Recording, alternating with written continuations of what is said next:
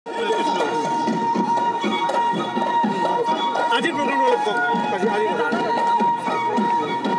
ভাৰতীয় জনতা পাৰ্টিৰ প্ৰতিটি সমষ্টিতে সংগঠন শক্তিশালী কৰাৰ কাৰণে আমি সাংগঠনিক সভা আয়োজন কৰিছোঁ আৰু আজি ৰঙিয়াটো আমি সফলভাৱে আমাৰ প্ৰতিটো বুথৰ কাৰ্যকৰ্তা বা মণ্ডলৰ কাৰ্যকৰ্তাক লৈ পেলাই আজি আমি আগন্তুক দিনত নিৰ্বাচনত সাজু হোৱাৰ কাৰণে আহ্বান জনাইছোঁ আৰু বিশেষকৈ আমাৰ যি মাইক্ৰ' মেনেজমেণ্ট ছিষ্টেম বিজেপিৰ যি আমাৰ বুথ কমিটি বা আমাৰ পৃষ্ঠা প্ৰমুখ এইসমূহ তেওঁলোকে নিযুক্তি দিয়াৰ কাৰণে আজিৰ সভাৰ জৰিয়তে মই আহ্বান জনাইছোঁ।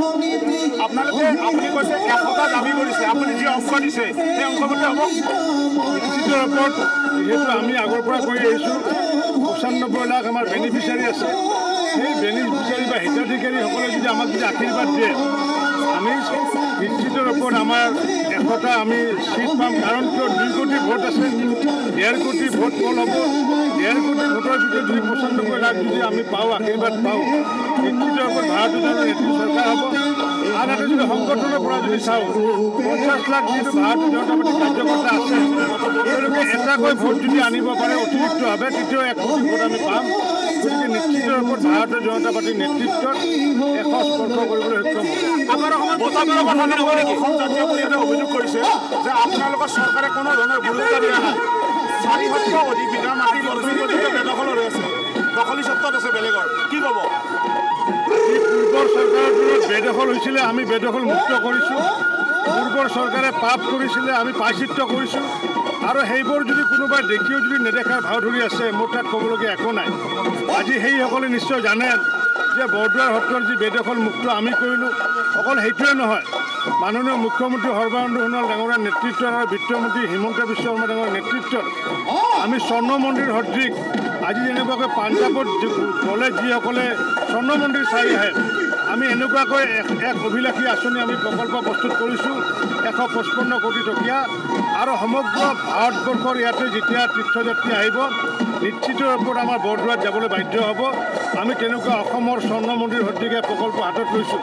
গতিকে আমি অকল বৰদোৱা সত্ৰতে নহয়, বিভিন্ন সত্ৰত আমি যিসকলে বেদখল কৰিছে উপায়ুক্তসকলক নিৰ্দেশ দিয়া আছে। সাধাৰণ এখন আবেদনৰ পালেহে উপায়ুক্তসকলে তাৰ পৰা উচ্ছেদ কৰিব। কমলপুৰ কি হ'ব? সমষ্টিক লৈ কি ক'ব? কমলপুৰ সমষ্টিক লৈ কি ক'ব? কমলপুৰ সমষ্টিক লৈ কি ক'ব? কমলপুৰ সমষ্টিত যিহেতু পঞ্চায়তৰ সময়ত মই অকলে দায়িত্ব লৈছিলোঁ, এই সময়ত ৰাষ্ট্ৰীয় সমিতিয়ে বহু ধৰণৰ পৰামৰ্শ আগবঢ়োৱাৰ পিছতো মই কাৰ্যকৰ্তাসকলৰ প্ৰতি সন্মান জনাই পেলাই অকলে নিৰ্বাচন খেলিছোঁ। আৰু অসমৰ গঞা ৰাইজে আশীৰ্বাদ দিয়াৰ ফলস্বৰূপে আমি প্ৰথম স্থানত আমি আছিলোঁ। BTC নিৰ্বাচনতো ঠিক তেনেকৈ অকলে আমি নিৰ্বাচন খেলিছোঁ। কিন্তু লোকসভা নিৰ্বাচন বা বিধানসভা নিৰ্বাচন ৰাষ্ট্ৰীয় সমিতিৰ ওপৰত ভিত্তি কৰিব। গতিকে মোৰ মনৰ আশা আছে কমলপুৰত কমলপুৰ ফুটক। যিহেতু পূৰ্বতো কমলপুৰ আমাৰ ভাৰতীয় জনতা পাৰ্টিৰ দখলত আছিলে।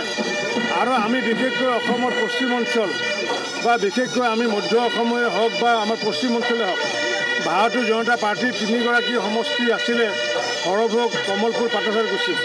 গতিকে তাৰপিছত যোৱাবাৰ যেনিবা তেওঁলোকে বিশেষ আলোচনা বিলোচনা কৰাৰ কাৰণে যি সময়ত নেকি মই নাছিলোঁ, তেওঁলোকে সেইটো পাটাচাৰকুছি দিছিলে বা আমাৰ কমলপুৰ দিছিলে।